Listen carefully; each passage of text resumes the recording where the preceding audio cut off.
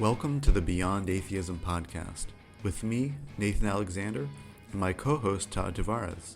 This podcast moves beyond questions of God's existence to ask, what's next in a godless world? If you're enjoying the show so far, remember to like and subscribe, rate and review, and consider supporting us on Patreon. Beyond Atheism is produced and distributed by Atheist United Studios.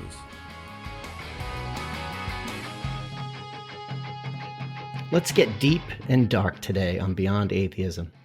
Today, we plumb the depths and limits to our own mortality. If, as atheists, materialists, or positivists, we reject the commonly accepted notions of an afterlife, that leaves us with an eternity-sized hole in our description of the world. Should we attempt to fill this vast void, or are there other explanations and conceptions that better address the finitude of life and consciousness?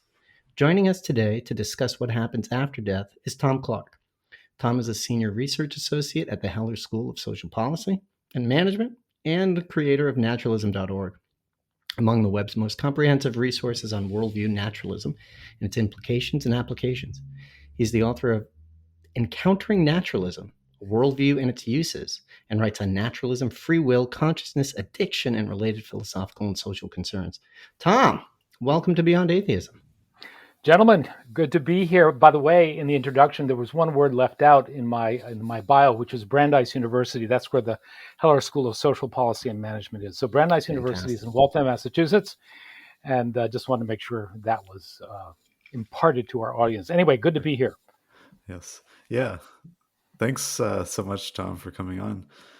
Well, just to sort of get into it, maybe you can just tell us a little bit about your background. How did you come to get involved in this field of naturalism? Well, I studied with Dan Dennett at Tufts University for a little while, but before that I got interested in Eastern philosophy through Alan Watts, who you may have heard of, and he'll come up later on in our discussion about death. And so I put the two together and submitted a monograph to Dennett at Tufts, and I got admitted there for graduate study. Never did get my degree, but it was a interesting experience. So that philosophically led me to eventually to naturalism as a worldview. So naturalism.org is a website where all the explanation and implications of worldview naturalism are spelled out. But it's basically a science-based, empirical, non-supernatural, obviously, worldview that I think pretty much covers the waterfront if you're looking for a comprehensive worldview. So I think it's something that would be very attractive to atheists, and I think it goes beyond atheism in positing something that is comprehensive and positive. That if you're in the market for a worldview, it might serve your purposes. Not everyone is in the market for a worldview. So anyway, that's kind of a thumbnail of how I got there and where I'm at. Well played use of Beyond Atheism as well. Yes. Thank you.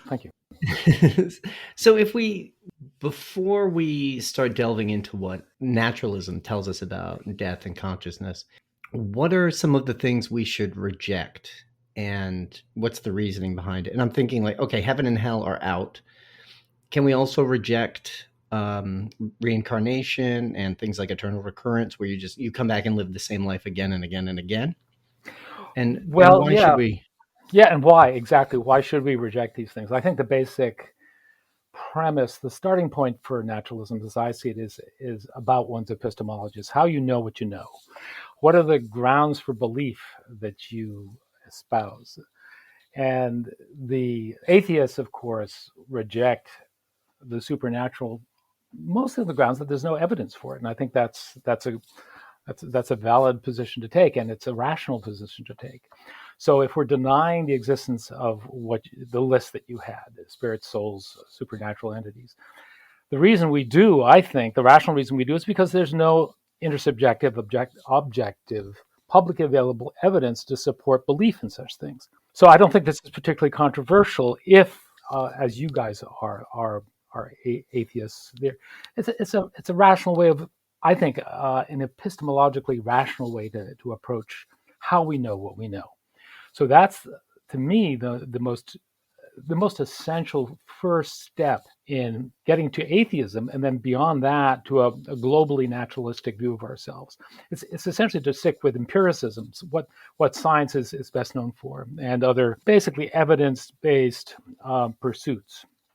What the universities are encourage, looking at evidence, looking at reason and logic. Nothing particularly controversial here, but I think it's an essential first step.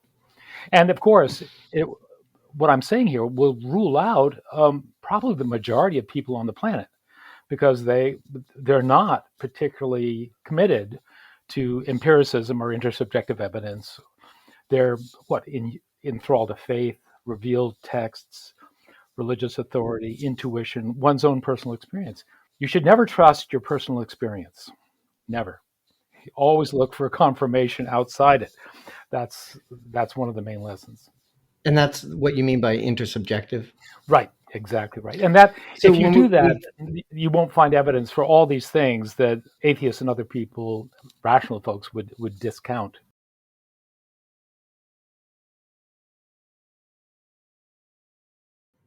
So, Tom, a lot of what you mean by that is things that other people count as evidence. If you look at Christian writings, things like books like Heaven is for Real, where it's a little kid who goes to heaven for 15 minutes. Like, that's just a subjective experience.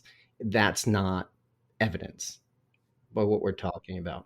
So instead, what is the evidence that we do have? What's the evidence that we can rely on to make empirical claims? Well, I think the paradigm example is of scientific inquiry, where you get a bunch of observers in a situation in which there's a public object or objects like a measuring instrument that is available to everyone. And although everyone has their own subjective experience, you're calibrating your own experience and validating it through this community of observers. And this is very commonsensical, because in everyday life, you don't trust a particular person's claim. Usually, if it's at all controversial, you would want to check it. For instance, the fact that, I don't know, that something is going on in my backyard. And did you see that there was a thief in my backyard? Well, I say, well, just a second. You saw it. Did anyone else see it? Why should I believe your claim? So the basic idea is you want intersubjectivity in terms of what people observe that's publicly available, your own personal experience, and even the personal experiences of thousands and millions of people, say, gathered in a stadium, being convinced by Jerry Falwell that they've experienced God, doesn't count, because there's no public object there to validate all those experiences. That being spiritual. Yeah. And the Christian apologists are all about personal experience as being a valid, secure basis for belief. But in a way, didn't Jesus say, someone wanted proof? Oh, yes, it was Doubting Thomas, I think. Mm-hmm. Doubting Thomas. Right, yes. He wanted something in the way of objective proof of, say, the life hereafter or the divinity of Christ.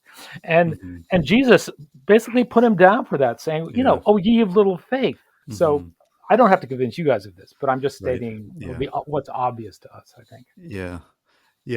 I think, maybe transitioning into the topic of death, there's the difficulty that, no one is around really for death. So I think that kind of makes it a challenge to, I don't know if the right thing to say is to know what happens after death, but, well, maybe you can say, or maybe you can say, what is sort of the way atheists make a mistake when they think about death? Yeah. Well, of course, atheists, or many folks of a secular persuasion, they reject the idea of the afterlife. So what they come up with as the alternative is a kind of idea of blankness or emptiness or nothingness or oblivion, or the black void that they disappear into after death. And there's an article on the website, naturalism.org, called Death, Nothingness, and Subjectivity.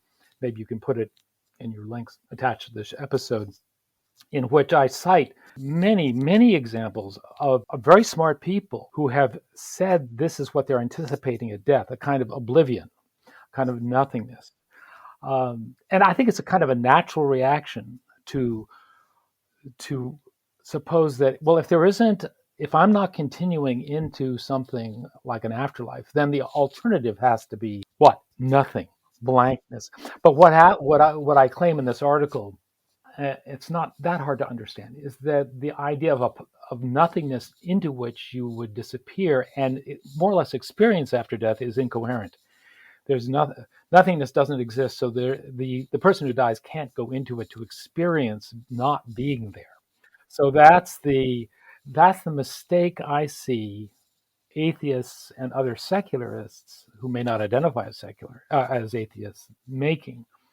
And again, this is not a straw man.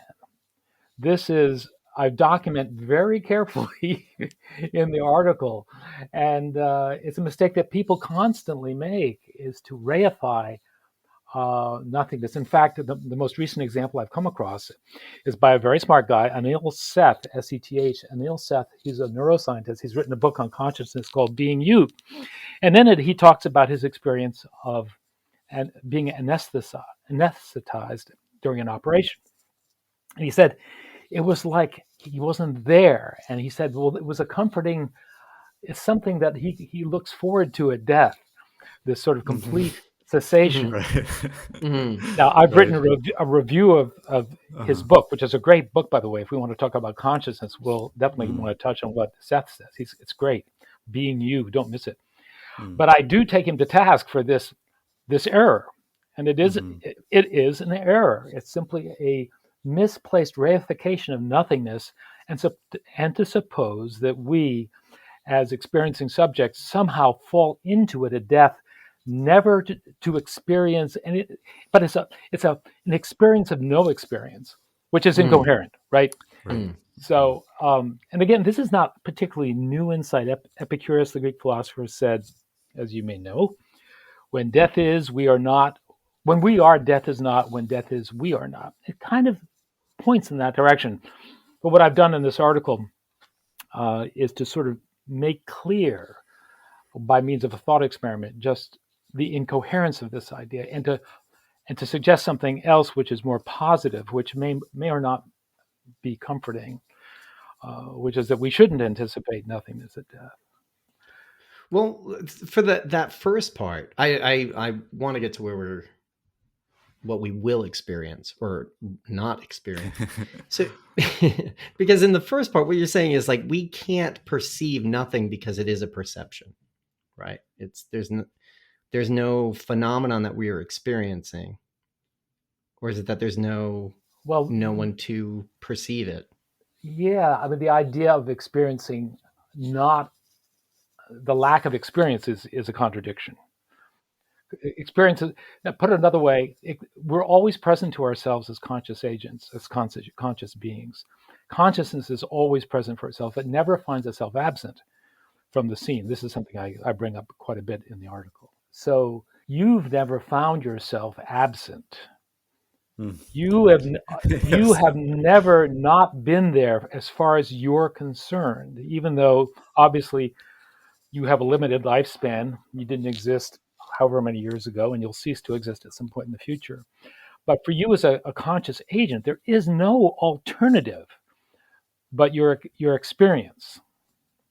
Even in periods of disassociation, there's still that. Well, I mean, if you go to, yeah, I'm not sure what you mean by disassociation, but if you take a nap or go to sleep or are unconscious for any length of time, none of that is part of your experience. There's an immediate transition from the first experience, I mean, the last experience before an unconscious episode, and the first experience when that episode ends, as Anil Seth was talking about.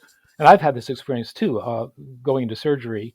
You are anesthetized, and then immediately you wake up in the recovery room.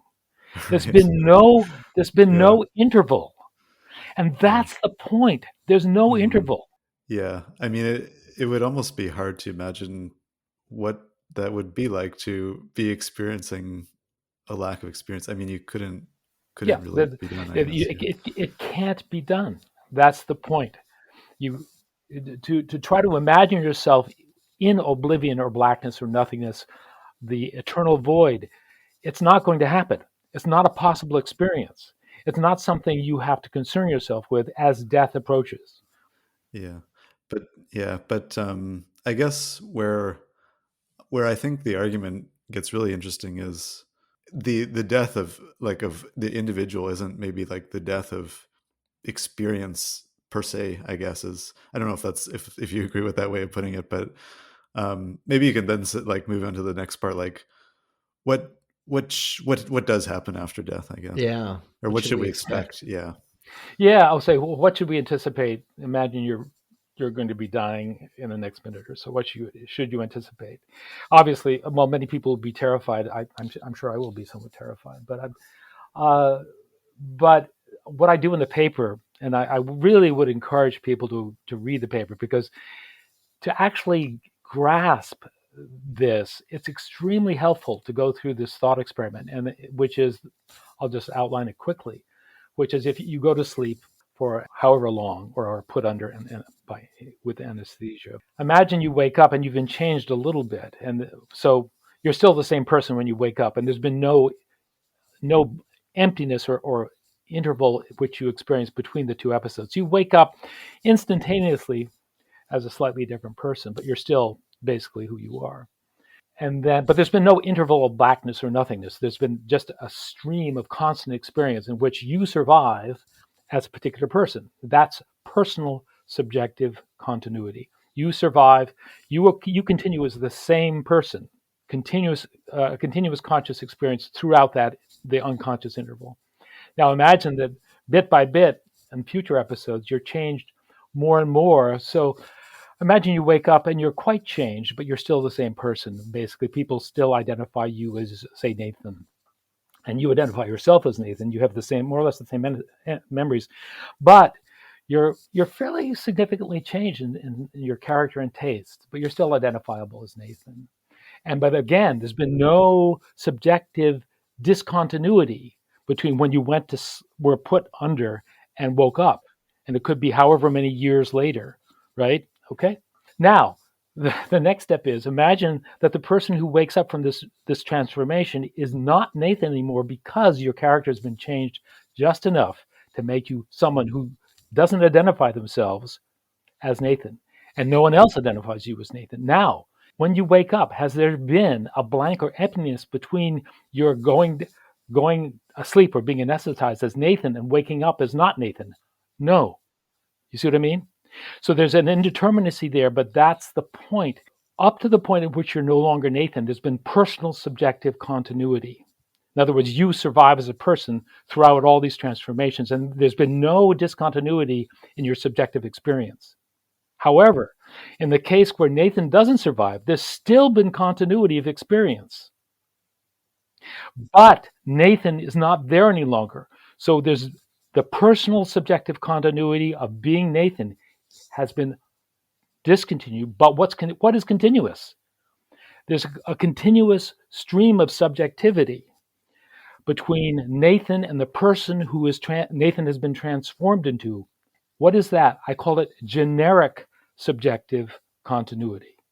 Generic in the fact that there's no particular person who has survived this transformation, but there's been no blank or emptiness or discontinuity between the subjective experiences of the person, Nathan, who was put to sleep, and the person, not Nathan, who wakes up however long later.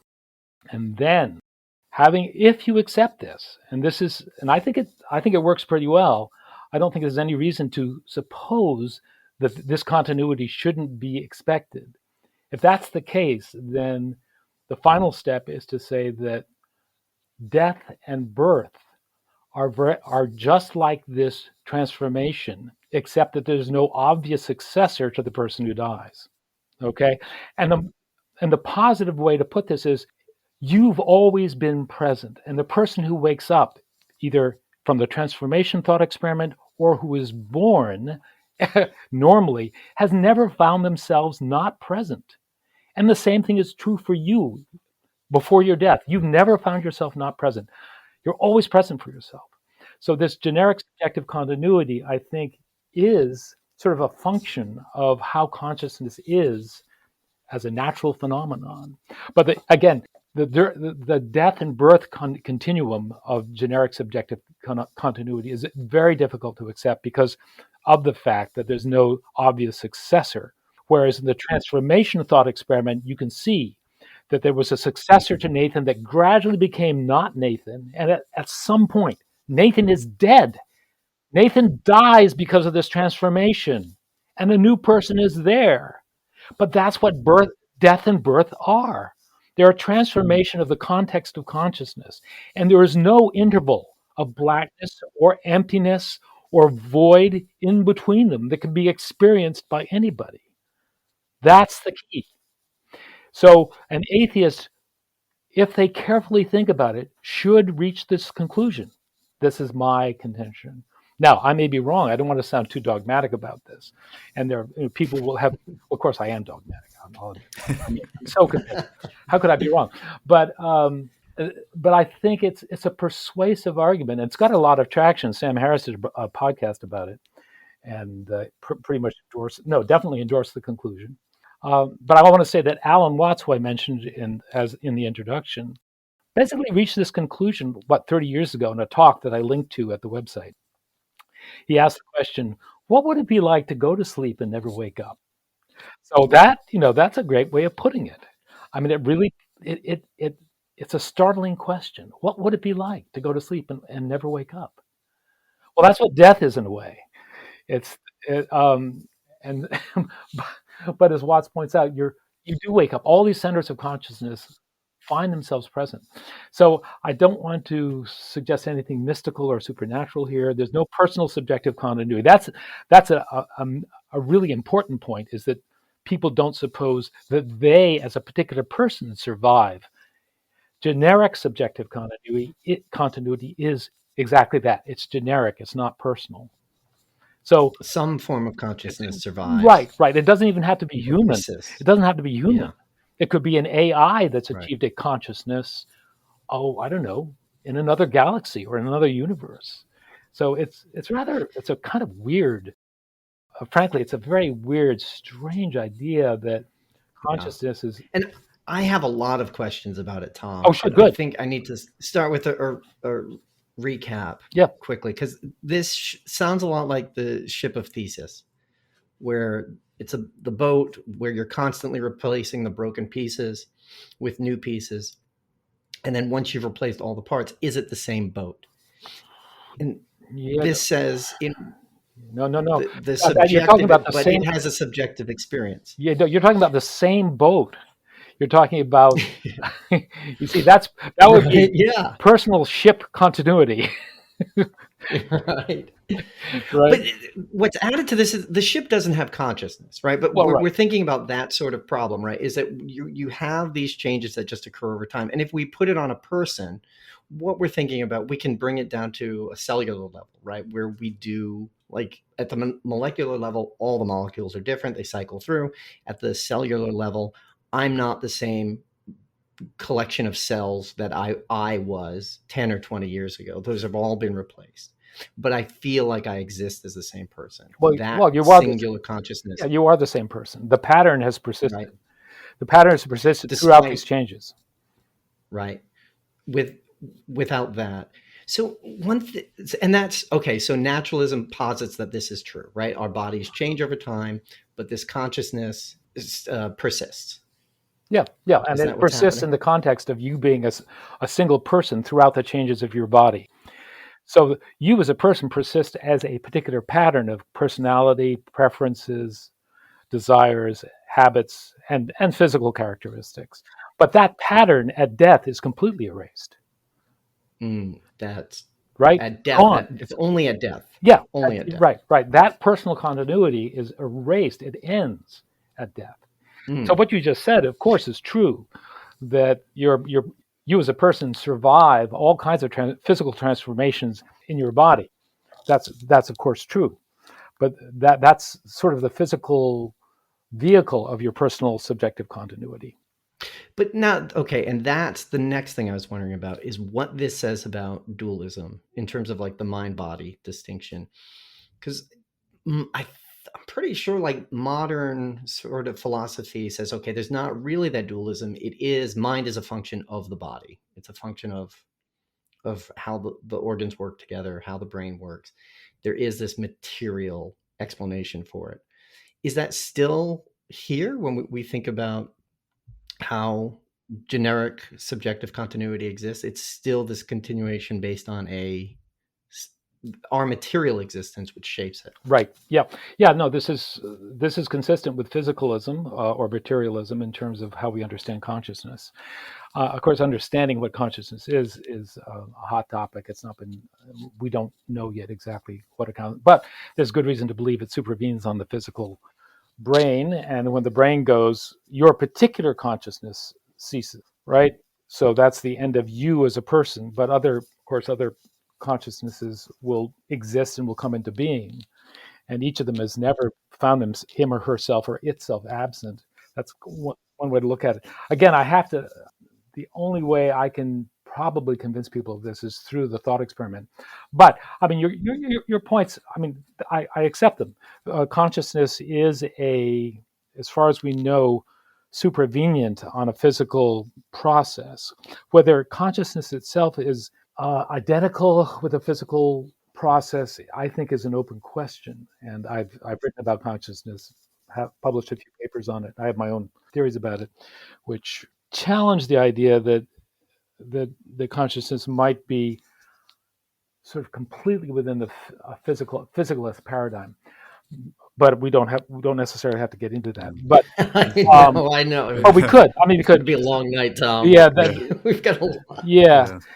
But in terms of what you were saying about the physicalist basis of as far as we know, it's sort of the default assumption is that to be conscious, you have to be a certain physically instantiated system running certain kinds of processes. That's what we know for sure about consciousness right now. That's maybe the only thing we know for sure is that you have to have a brain to be conscious.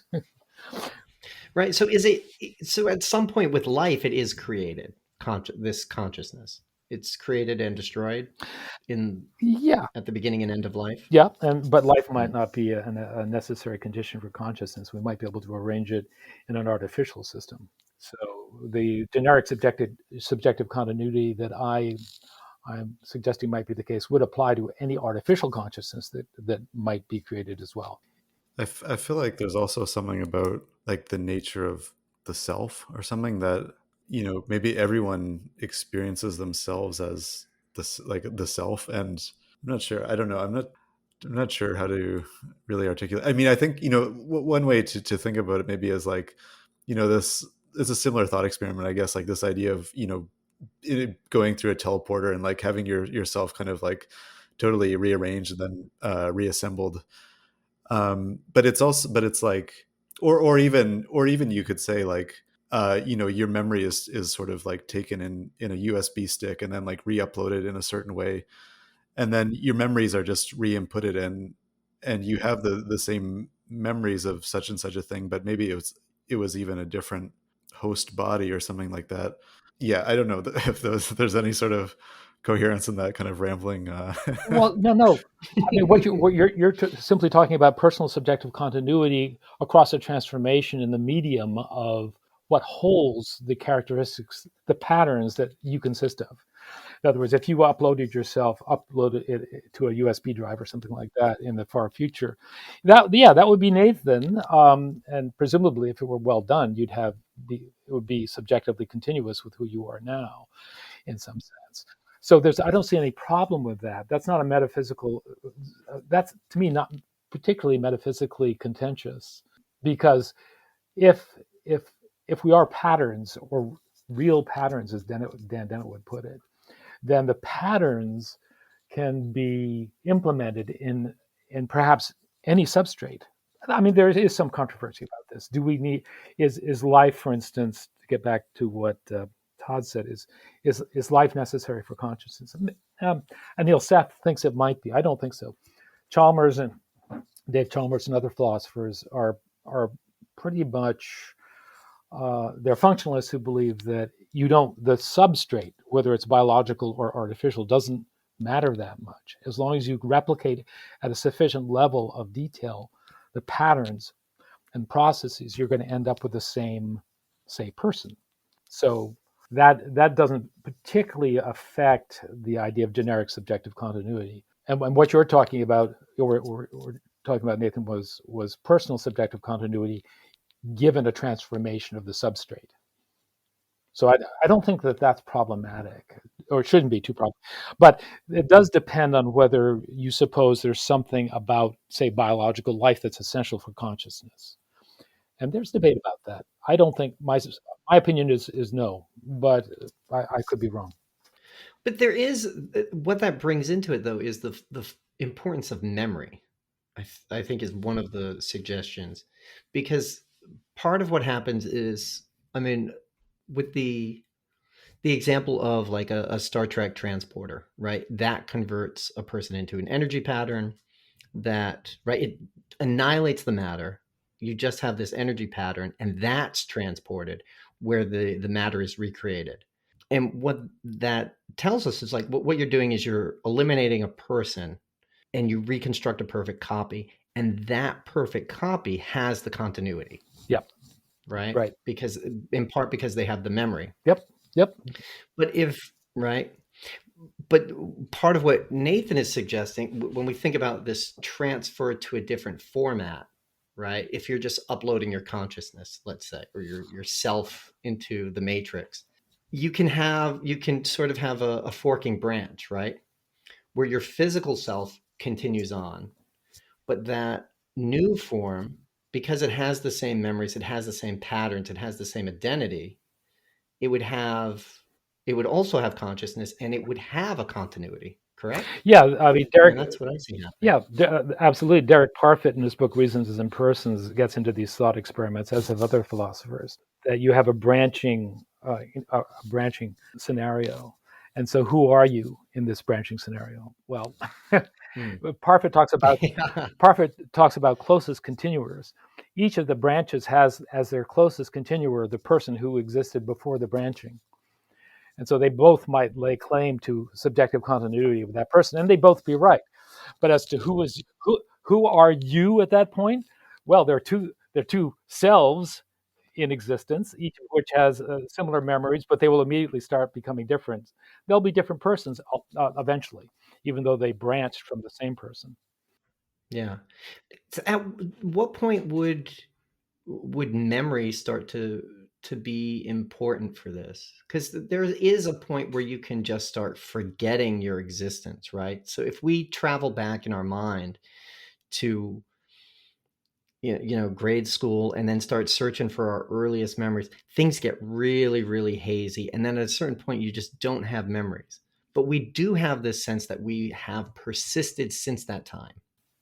Yeah, well, Is there a point where, like, okay, that before I was 5, before I was 3, that's a different person, or should we accept that there's a continuity there? well, there's obviously a physical continuity that you had with that 4-year-old, shall we say, or 3-year-old. Yeah, let's take the average. 4 is great. Yeah. And that is sufficient for most of us to say that you were that person, even though you don't have the memory of being that person. I mean, that's physical continuity. That's an important aspect of personal continuity in most cases. So, I don't see that as being particularly problematic for personal subjective continuity. I mean, your memories, but it's an interesting point though that persons arise out of and sort of coagulate and solidify as memories get consolidated. So before age 3, you probably had a personality then, but you didn't have any self-conscious sense of being a person. You certainly didn't have any explicit reflective self-consciousness of being having existed. But yeah, I mean, I don't think there's any problem about identifying yourself with that infant, or it's just that you don't have memories of being that person. Yeah. Well, I mean, I have issues with my self-consciousness anyway. I blame past Todd, the Todd that was in the past, for a lot of my problems. That guy had no idea what he was doing. But present Todd has got it pretty well figured out. And present Todd has it well enough figured out that future Todd is going to take care of everything. Yeah. Right. And good luck. Right. Good luck with that. Yeah. Yeah. Yeah. Look, So it's the same every it's, day. yeah. Every day I wake up and realize it's still It true. sounds like a lot like past Todd to me. Yeah. Yeah. Well, that's what, yesterday I thought future Todd would figure it out, but he, I guess, Yeah. didn't Yeah. because yesterday was just as bad. Yeah. Yeah. Well, such is life. We do what we Yeah. can. Yeah. Ah, I sort of feel I mean, like, I guess we've been talking mostly about kind of wrapping our head around different instances of like this personal subjective continuity.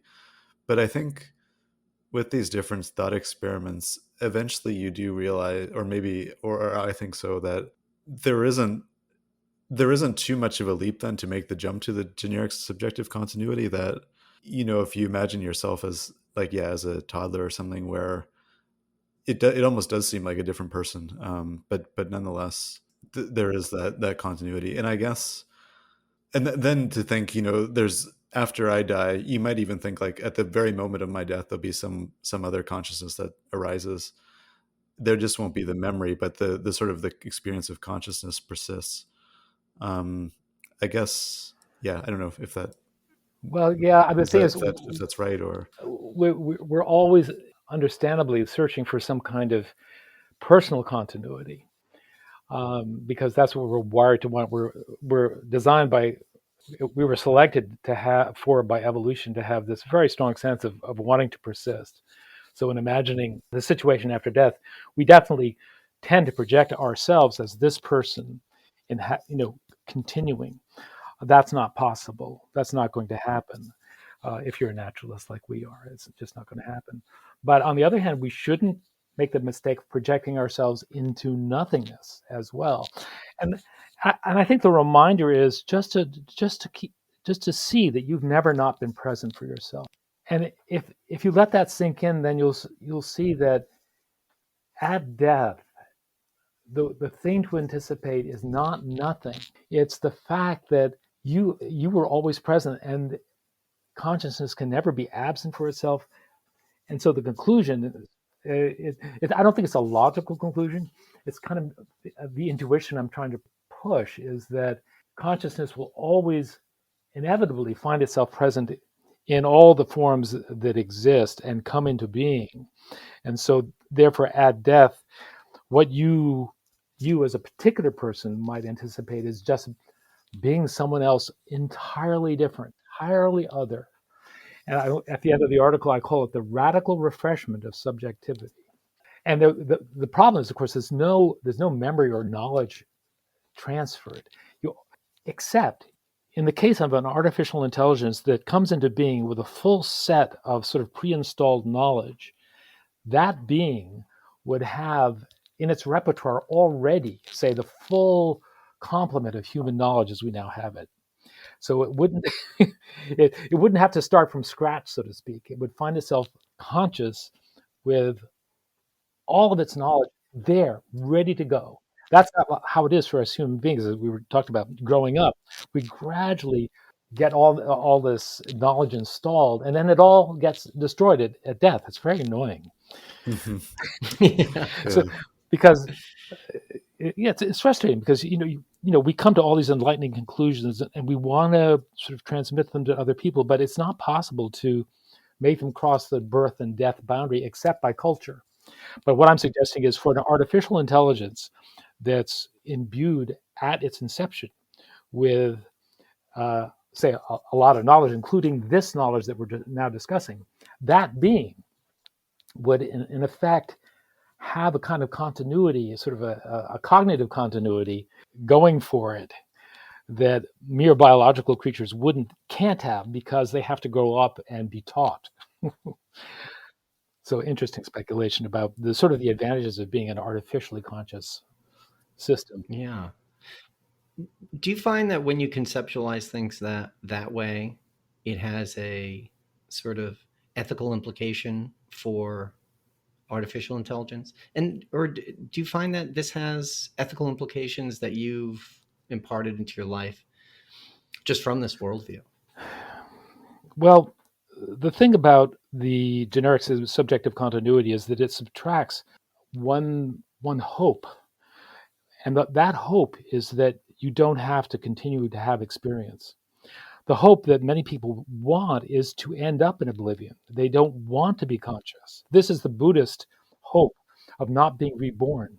Unfortunately, generic subjective continuity, this thesis is, I'm sorry, there is no respite from experience, which to me is actually rather, that's a drag, because as lovely and wonderful and ecstatic as experience can be, it's, especially as you get on in your years, you say, God, I would just like a rest. I would like a rest. And I'm saying, no, there is no rest, unfortunately. So, but so the ethics are in a way that if you see that there's no end to experience, then future generations of beings that come into being, you want life to be maximally flourishing. You want to reduce suffering for all sentient beings, because sentience seems to be the default condition for consciousness. There's no way out of it. So if that's true, then and this is something that I've been taught recently by some other people who I've had contact recently. They pointed this out to me that, yeah, one implication is sort of the idea that if there's no respite from consciousness, then it's incumbent upon all of us to make conscious sentient beings suffer as little as possible. That which is completely consistent with Buddhism. That's what Buddhism is all about, is reducing conscious suffering. So that's maybe one ethical implication of this. A lot of people have the feeling of, oh, climate change is coming. I'm not going to be around. Right. I don't have to worry about it. Yes. But in a way, all the sentient beings that come are going to be dealing with it, and you, in a sense, you'll sort of they will have selves. Getting to your point, Nathan, they will have selves just like you, and they will be suffering just as much as you, a particular Nathan, would have suffered. So that's this kind of continuity, this kind of sort of the inextinguishableness, the as Sam Harris put it, the eternality of experience was a good word. I think makes it, sort of puts it on us to reduce suffering, perhaps. Right. I mean, Yeah. Yeah. And I wanted to ask about whether this idea of generic subjective continuity is comforting in the face of death, and also kind of related to that is whether it, I think we probably all fear death to some extent. I know I do, but I wonder if it's actually rational to fear death. So those are maybe two related questions. yeah. Well, in terms of what one should fear, a lot of people fear oblivion, but Mhm. again, as I said before, a lot of people look forward to it. Right. But Yes. but neither the fear or the attraction to it are valid, because it's not a possibility for you. So Right. Because this is, you're rejecting. So one of the ways we've heard it described is like life is just like this sliver of light in darkness, where it's like you don't know what came before you were born. You have this very brief window where you live your entire life, and then it ends. You forget everything, and it's gone. But you're saying that that's not the case at all. That sense of existing persists continuously. right, across all sentient beings, because they will, whoever you are, wherever you are, you've always found yourself present, no matter what the context of your subjectivity is. That's sort of, I mean, this is kind of what grandiose way of putting it, but it's a conclusion that and it sounds mystical, but it really isn't. Again, you just, if you see how a transformation between yourself and someone who's not quite you doesn't involve any episodes of nothingness, then to take the next step and see how death and birth are the same as that. It should to me seal the deal about the fact that you shouldn't anticipate not being here in some form or another. And those forms can, that's the amazing thing. These forms will vary all over the map, all over time and space. It's just to me. I mean, here we are on planet Earth in one small planet in a huge galaxy among billions of other galaxies. We are just one tiny, minuscule manifestation of consciousness, which undoubtedly exists in all these other forms. So it's rather an astonishing perspective when you think that each form is going to experience itself as always being present and is always there for itself. So there's no end to the variety and persistence of experience on this view. But Nathan, I think you had another question besides what we should fear. Just about whether it's comforting to think about this. Yeah. So I don't think it's necessarily comforting at all. I think I think it's kind of well, it's astonishing and weird. And so imagine you're on your deathbed and your consciousness is fading, and it's fading to what? Where what will be next? You don't know. But what you do know, what I'm personally convinced of, is there's not going to be nothing. Right. That's not a possibility. But keep in mind, many people think that there's going to be nothing. Isaac Asimov, a very smart guy, who wrote Clockwork Orange, Burgess, Anthony Burgess, Yeah, right, Burgess, yeah. had the same intuition. And Paul Edwards wrote a paper on death in which he quotes many important thinkers having the same intuition, that they expect nothing. Sorry, guys. Yes. Yeah. Nothing is not an option. Yeah. I mean, it's funny because like if it was an option, it wouldn't be nothing then. Right. Yeah. Good. So Good. yeah. Yes, that's a nice way to Yeah. put it. Yeah. Right. So in that case, Tom, what should we do at a wake or a funeral? To you, does this change your sort of conception of rituals or rites, or how we should mourn or how we should celebrate? Is there an ideal form that you think it should take? I don't think it changes that much to me, because each person is their own special, wonderful contribution to each of our lives, so that we can celebrate them and mourn them, both as these unique constellations of characteristics that arrived and then left. But of course, we don't suppose that they've gone somewhere. They've disappeared, and that's kind of weird. I mean, in thinking of people in my life who are no longer, my father, my sister, who have died. They were here and they're no longer here, but it's the fact that they existed is a fantastic, wonderful thing. I appreciate it. I think it's part of our natural endowment to value very deeply those who we share our lives with, and we celebrate that in our memorial services. But ideally, we should let them know before they die just how cool they are. Yeah. And Yes. they should Exactly. let us know too. So, Mhm. as in my father's celebration after he died, I'm sure that you've heard this before. It's just sad that he couldn't have been there, Yeah. just to see the people celebrate him. Yeah. Yeah. So have a pre-death ceremony. Right. I Yes. think Yeah. that might be one takeaway. Should we move on to? And Oh, go ahead, Todd. I was just. yeah, no, I think I was going to say that's something we can discuss in kata, or Can a True Atheist, in the lightning round. Tom, are you prepared for the lightning Oh, round? I don't know. I didn't know I needed to be. Yeah. So yeah. Well, look, there's no worries. It's just yes or no questions, but you're encouraged to give a longer answer, explain your position. There are no wrong answers, but there are probably no right answers either. I think we've been thinking about this the wrong way. We say there's an infinite number of right answers, but a greater infinite number of wrong answers. Dueling infinities. Okay. Yeah. Well, we'll start it off with an easy one, Tom, right? So we'll think about it as, can a true naturalist, can a true worldview naturalist believe in God? No. No. All right. There's not just one big mega consciousness out there overseeing everything? No.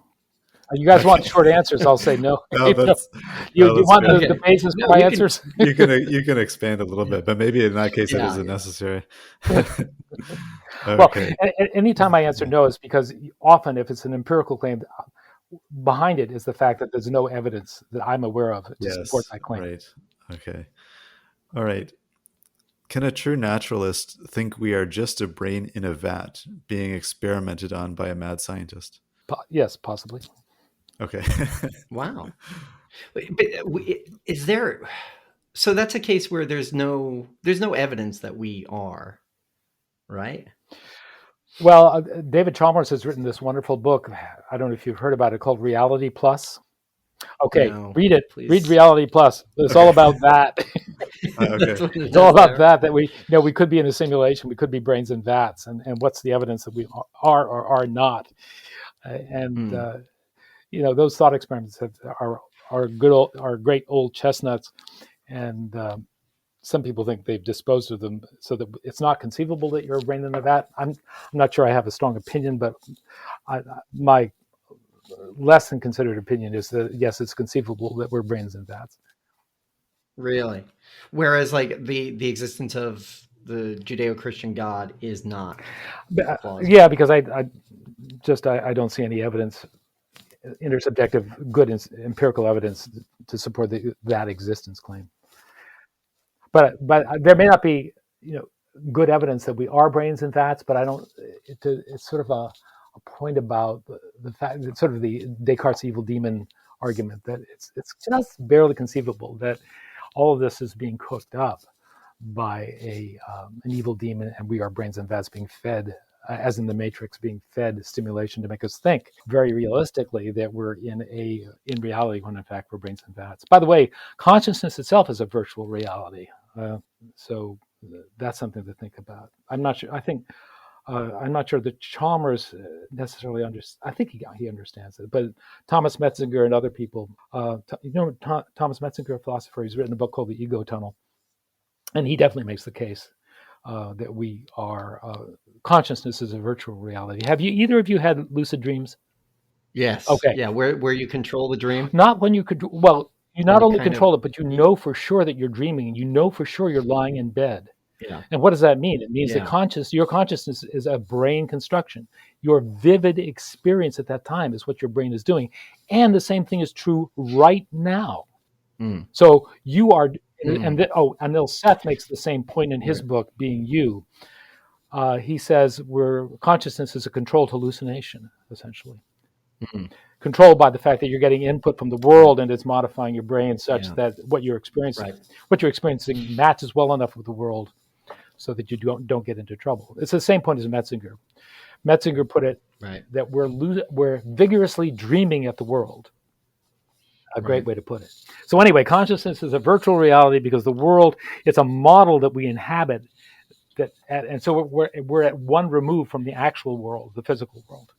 One of the things that really jumps out at me is just how much more interesting this worldview is than the belief in God. Right? Do you believe in God? No. Can we be a brain in a vat? And then everything is interesting. Like Yeah, I totally. it's fun talking about Yeah, that. no, I agree. I know the deistic worldview is so boring. It's so utterly uninspiring. I mean, I'm sorry. I know this is offensive to the religious viewers out there, but it is just so limited. It's so Yeah, small. we've got so many religious It's just it's viewers. just so. I mean, what you want, of course, everyone wants security. You want to be loved, and you want the infinite peace or happiness of being. But it gets boring, folks. But that's okay because we can move it to the next one. Yeah, Can a true naturalist attend a church? yeah. Unitarian Church. I've gone where they put deed before creed. They're all over the map in terms of their worldviews, and so I've given talks at Unitarian churches. So they're fine. They're basically secularists looking for meaning, and yeah, that's fine. So they call themselves fellowships or congregations, but also churches. So that's fine. Can a true naturalist question the idea of objective truth? Yeah, I did for a long time. The idea of the relativity of knowledge, of being enmeshed in one's own perceptual world. I mean, skepticism about knowledge and ethics is something that a true naturalist probably has to grapple with. No, I'm not sure what a true naturalist is actually, but but anyway, yes. So somewhat of a naturalistic persuasion does have to confront the questions of both moral and cognitive skepticism, the skeptical problems of how we know what we know of the basis for morality. Yeah, no, it's a worry. It makes life sometimes all too interesting. Okay, can a true naturalist be afraid of death? Totally. I'm I'm afraid of it. I think that's part of our biological endowment is to strongly resist and fear the onset of what we perceive to be the end of ourselves, and is the end of ourselves. But Yeah. that's just who we are. But we deal with But it. does it change Go ahead. when we think about it this way? Like, does it change how we should prepare for death? I think we can prepare for death cognitively by imbibing and understanding all of the arguments that we've talked about in the main part of the show about what we should anticipate at death. That may or may not relieve the anxiety and fear to some extent, but I think it. I think it might. I think it might. Hmm. Okay. Can a true naturalist enjoy reading ghost stories? Oh yeah, totally. Yeah, because you can put aside. You don't have to be a sort of hard-nosed realist. You can put aside your worldview for a while and inhabit other scenarios in which, say, ghosts and spirits actually exist. I mean, like the Harry Potter stuff. It's fine. Hmm. So Hmm. I Okay. to be strict like that would be to be really boring. That's Mm. true. Yes. Okay, can a true naturalist eat meat? Ah, boy, that's a tough question. Yes, I think, well, many do, of course, can. Obviously, we're able to. Should they? Is another question. It's Mm. a vexed moral question, something that I've struggled with. I eat meat and I'm not proud of it. I'm eat less. I've been a vegetarian for some time, but I think the moral calculus is probably against eating meat, and I find it a moral failing in Mm. myself that I've not been able to sort of align myself with that calculus. So it's a failing on my part. Is to be Wow. absolutely honest, but I will probably continue to do it because Yeah. I'm. Yeah. So yeah, there you go. Yeah. I think it's impossible, I suppose, to live like 100% morally perfect lives. I think. Yeah. You know. Well, some Um, people do a lot better jobs than others. right. I guess. Yeah. Yeah. Yeah. Um, That's a great point. all right. Okay. And so for the last one, can a true naturalist believe our lives have a special meaning? Well, the meanings that we find in life are come out of it, are our own doing. Where there are lots of potentials, lots of opportunities for finding meaning. Special meaning, I'm not sure. I guess we'd have to get into what we mean by special, but everyone, the issue of meaning is simply a matter of, I mean, you find yourself engaged in activities, and the problem of meaning disappears. The problem of meaning really is finding yourself without something to do. Or you can think of the grander scheme of the ultimate meaning of things, in which case I do have an answer for that. There is no ultimate meaning, there's no purpose attached to existence. And I think it's a fairly easy point to grasp. If you think of the totality of things, it's you can't assign a purpose to the grand totality of existence. It's only when your ascension being with purposes, with an agenda, that the question of meaning arises, I would say. So we find meaning all the time, but there's no ultimate or special meaning or purpose that I've been able to locate. And I think it's kind of a logical point. I've explored that in the spirituality page of the naturalism website.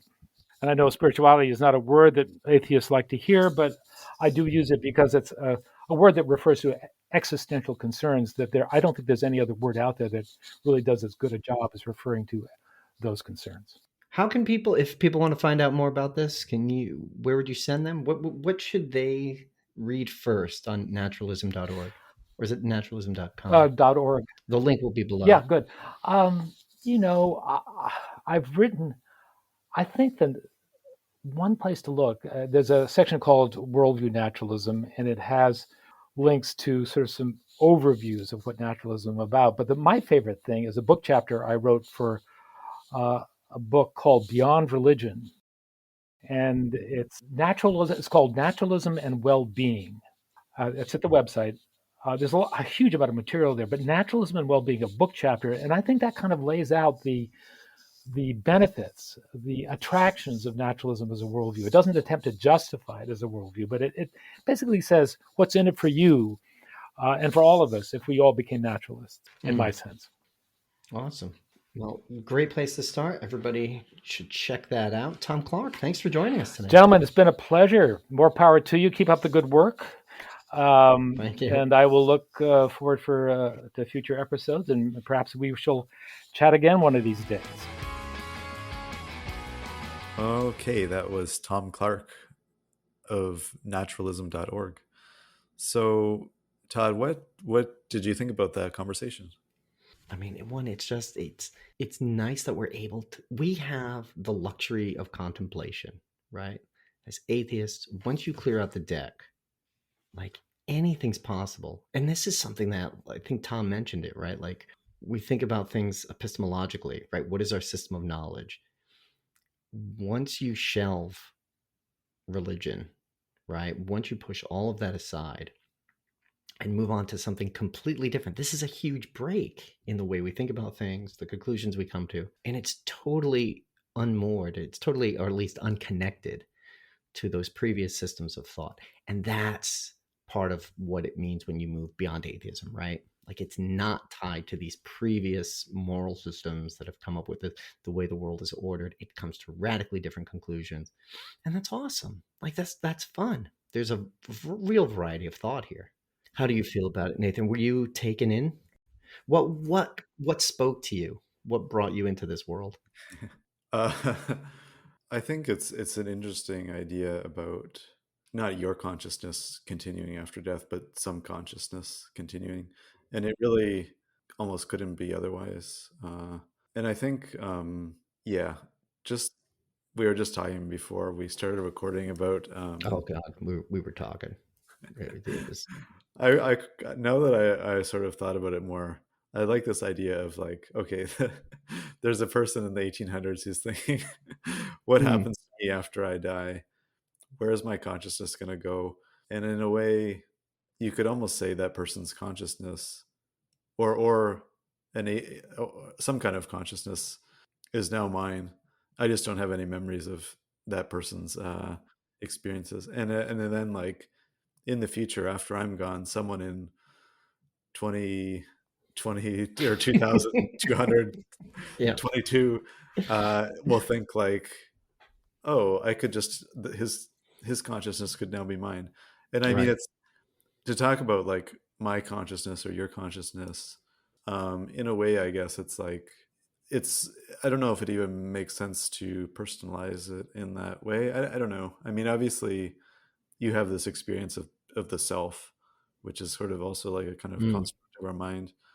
But it is like consciousness itself. I think everyone is experiencing it. Right. Yeah. It's almost hard to talk about it, and I think that's where philosophers are so talented at, you know, finding the words to kind of make sense of these like almost these concepts that we really struggle to understand, I think.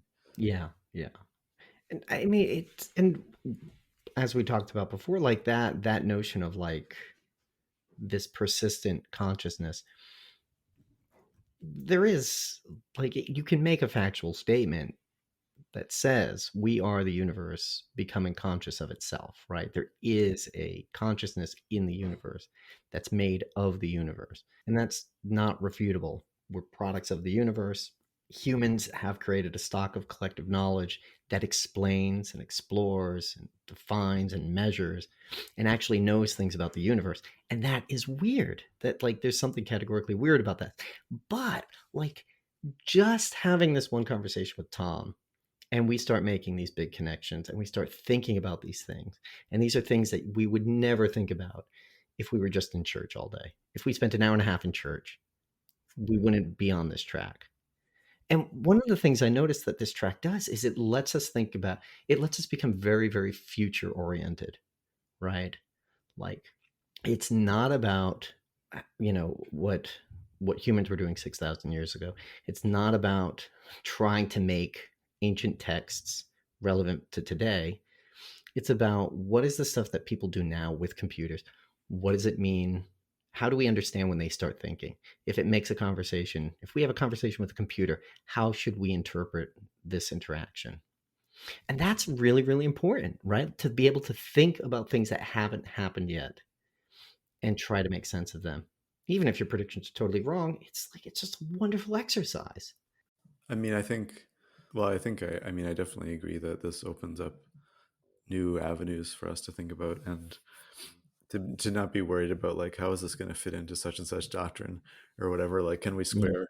can we square a belief in like consciousness being something that is not just human or biological or something? Like, can we square that with creation or something like that? I mean, Yeah. doesn't even come into it. Right. uh, Yeah, yeah, yeah. so It's a much better point. yeah. It's yeah. And yeah, I mean, I think it's, yeah, I mean, also like there's so many angles to go down in terms of whether it's more of a philosophical angle or in terms of like what an atheist worldview can lead to, is or is it more political or whatever. Mm. Yeah, I think it's yeah, it's Yeah, really I mean, good. I'm really curious. I think we asked about, how it would inform rituals and stuff, and doesn't really seem to. Yeah, it I think you Right. did make a good point about like funerals and doing doing it, saying all the good stuff while the person's alive is better than Yeah. when they're dead, Right. because and that's another thing. If you think there's an afterlife, then I guess the person, you think they're going to be hearing it from from above or below. Yeah. But, but in this case, yeah. But it's also it's kind of morbid too, maybe, to be like, like you're getting close. We better have this like living funeral for you. It's not. Gonna have to do it all over again. Yeah, yeah. Yeah. And I then just got to and then if start the over. person lives another 5 years or something or whatever, Yeah. then what? All right. So yeah, but I do think it's like it should change how we grieve death. I mean, it's not like it makes death less bad necessarily, but maybe it'll Yeah. change how we think about it. A big change. Yeah, Yeah. it's really strange. I mean, one thing that it did kind of poke me, like, but how things like fugue states or like getting blackout drunk, how you don't have that memory, right? But it's just in Korean, you cut the tape, right? Where it's just this hard edit where you go from you're out drinking with your friends, so you wake up in your bed and you feel awful. You're like, what the hell? And you're going through your pockets to figure out what the hell you got up to. And like the astounding thing is, like, if you've seen people in that state, they are still themselves. They act exactly like themselves, but they're drunk, right? Like they're just amped up. When you're in a state like blackout drunk, you're you, but you don't have that continuity of memory and you don't have that continuity of consciousness. And that's very strange, right? And this kind of describes an aspect of that I've never been able to put my finger on. And it is kind of astounding. It did kind of tilt my worldview maybe a little bit. Like, ooh, that's an interesting observation. What does that mean? Like that connection between memory and consciousness. Why is it that my consciousness persists when my memory doesn't? I used to know this guy who he had suffered amnesia, and he just lost years of his life. And I was like, geez, like what the hell happened to you for that to cause that? And he's like, I don't know. I don't know because I had amnesia, right? But and it was years where he was himself. And then there's that gap, right? But it doesn't exist as a blank. Doesn't when he rewinds it, it's not a blank. It's it's seamless, Right. Yeah, exactly. right? Yeah. And I think retroactively, some of it came back and started to fill in, but that's weird. That's super, super weird. And you can develop skills in that time. You can change your shape of your body. You can change your stock of knowledge. And then yeah, but you persist. That's really weird. But I mean, this line of thinking, that sort of thought experiment. Ooh, it's like, ooh, there's some meat on that bone. That's a really interesting Yeah. road to go down. Yeah. I think there's another sort of point from that too about like the connection between like memory and this like the self, that Mm, if you were like another thought experiment, like your memories are just uploaded into someone else, mm, in what way really are you different, because the person would be experiencing it as their own life basically, I guess, or whatever. So yeah, I mean, yeah, there's just yeah. so much Oh yeah, I mean, there's tons of to like brain swap or like, but I mean, this is the thing. Like, it's interesting. We get to think about this stuff, and we're free from the shackles of religion. That enough, like the luxury of contemplation, is just fantastic, and to be able to travel down these roads as far as you want to go yeah. is great. Yeah, that's another, So yeah, another point here. Just like, yeah, there's no place where it's like I'm worried about going down this road because it might lead to something bad. I'll be Uh, tempted. I'll go to there's, hell. yeah, I is know that it. there's no point like that. Yeah, No, no, there's nothing. Yeah, it's awesome. And if you're really into it, I mean, check the links below. Tom sent us links to a few articles, the link to the website if you want to get more involved. If you have more questions, you could probably reach out to Tom. I imagine he'd love to hear from you. Let's see, anything else we need to, any other housekeeping we need to do? we'd just like to thank the Patreon supporters and Yes, and our audience in general for listening. Really absolutely. appreciate your support.